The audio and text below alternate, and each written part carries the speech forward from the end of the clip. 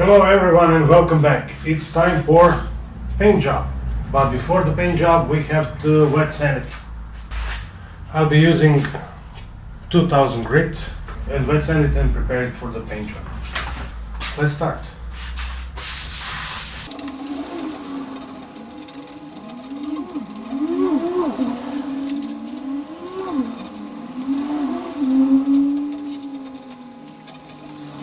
It doesn't need to be so much sanded, it's just to take off the top layer of this cover so the paint could catch on top of it.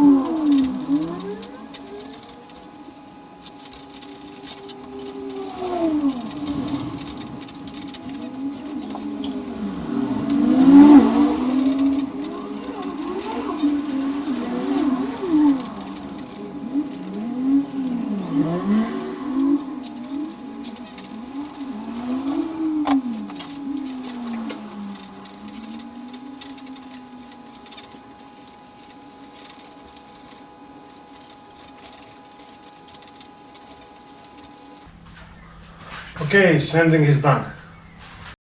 So a quick update regarding the paint job. Paint job is done and I will do a close-up with my cell phone to show you the color.